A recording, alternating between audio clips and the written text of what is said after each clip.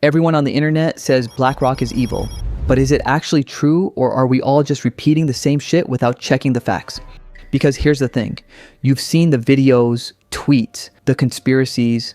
BlackRock owns everything. BlackRock controls governments. They're destroying capitalism while profiting from it. And when you're managing more money than most countries even have, yeah, people are gonna have opinions. But is BlackRock actually the financial supervillain everyone thinks it is? Or are we just mad that someone figured out how to win capitalism a little too well? That's what we're finding out today. Let's go. Let's go. Oh my God, I'm doing it!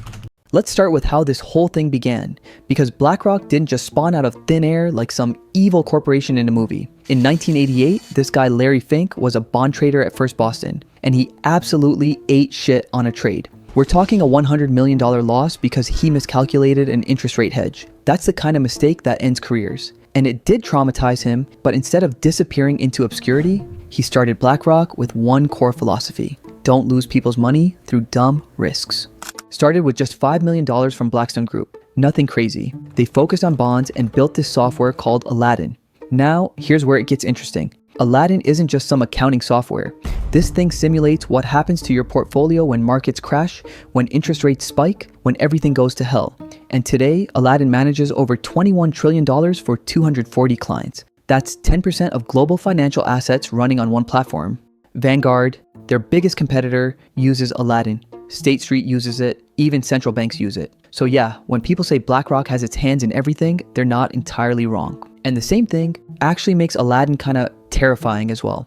If Aladdin says sell and 10% of global assets start moving in the same direction, that's not just influence anymore. That's systemic risk standing in front of you, pretending to be risk management. Because when markets move, a huge chunk of the financial world is looking at the same data and getting the same risk assessments. Pretty wild when you think about it. The 2008 financial crisis is where BlackRock became unavoidable. Remember mortgage-backed securities that destroyed the economy? Ironic thing is, Fink pioneered those in the 1980s, but because BlackRock had conservative exposure and Aladdin predicted the chaos, they didn't get wrecked. The Federal Reserve literally called them up like, hey, can you help us figure out how bad this is? BlackRock valued toxic assets, managed bailout programs, consulted on Bear Stearns and Lehman Brothers. Did they profit from fees? Absolutely, but they also helped prevent the economy from completely collapsing. So, is BlackRock hero or opportunist? Probably both. Then, in 2009, BlackRock bought Barclays Global Investors for $13.5 billion and got iShares, the biggest ETF provider in the world. This is actually where BlackRock did something genuinely good for regular people. ETFs let you invest in entire markets with low fees, like 0.5% instead of the 2% some mutual funds charge.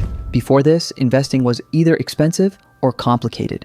Now, your average person can build a diversified portfolio without getting eaten alive by fees. Fast forward to 2025. BlackRock manages $13.46 trillion in assets, reported $6.51 billion in revenue in third quarter alone, and influences 88,000 shareholder meetings annually. They advise pension funds, endowments, regular people's retirement accounts. On paper, they're a fiduciary, meaning they're supposed to prioritize your returns. And honestly, their track record on that is solid. But here's where things get sketchy. The revolving door between BlackRock and government is insane. Over 100 BlackRock alumni have worked in US institutions like the Treasury and Federal Reserve. Globally, 84 former government officials joined BlackRock since 2004. This isn't a conspiracy theory, this is documented. And what did this network help them do? Avoid being labeled too big to fail under Dodd-Frank regulations, even though they absolutely are systemically important. That means lighter oversight while managing more money than most countries' GDP. If that doesn't sound like regulatory capture, I don't know what does. Now let's talk about the ESG situation, because this is where BlackRock goes from problematic to straight up hypocritical. For years, they championed environmental, social, and governance investing. Larry Fink wrote letters about climate responsibility. They pushed companies to care about sustainability. They were the poster child for responsible capitalism, telling everyone that doing good and making money could go hand in hand. But in 2025, BlackRock invested $3 billion in fossil fuels through funds labeled as sustainable. Let that sink in. Sustainable funds, fossil fuels. Client Earth filed a complaint with French regulators for misleading labels. Their support for climate proposals dropped from 50% in 2020 to 2% in 2025. They literally exited the Net Zero Asset Managers Initiative because Republicans were mad at them for being too woke. So they greenwashed their way into ESG money, attracted investors who genuinely cared about the planet, then backed off when it became politically inconvenient. That's not leadership. That's opportunism wearing a green suit. Tennessee settled with them in 2025 over overstating ESG benefits. BlackRock admitted no wrongdoing but had to enhance disclosures. What they basically mean is, we got caught, here's some paperwork, moving on. This isn't some minor PR slip.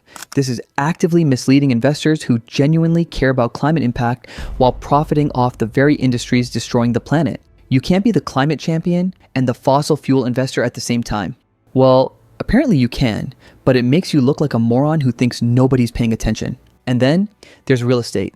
BlackRock's infrastructure investments have absolutely contributed to housing price inflation. When asset managers buy up properties at scale, regular people can't compete. Rents go up. Home ownership becomes a fantasy for an entire generation. On social media, people are calling them a plague on capitalism. And honestly, on this specific issue, they have a point. The Panama Canal deal in March 2025 shows their infrastructure strategy perfectly. They bought Balboa and Cristobal ports for $23 billion, including debt. That's controlling major global trade choke points. Great for profits, great for US geopolitical interests, but monopolistic control over critical infrastructure? That's how you end up with rate hikes and service neglect, like what happened with UK water privatization. The Ukraine Reconstruction Fund is interesting because it debunks some conspiracies while raising other questions. BlackRock advised on a fund to attract private capital for rebuilding after $524 billion in war damages. People screamed they were profiteering from war, but they withdrew in 2025 after Trump's election, citing uncertainty.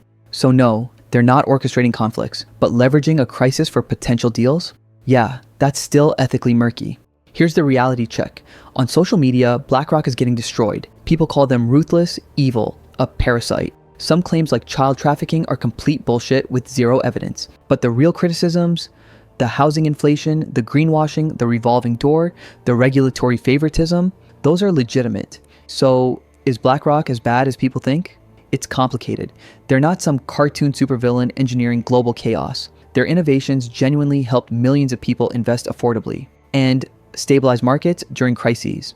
But where they greenwash, dodge oversight through political connections, and prioritize profits over societal costs, yeah, they deserve every bit of criticism.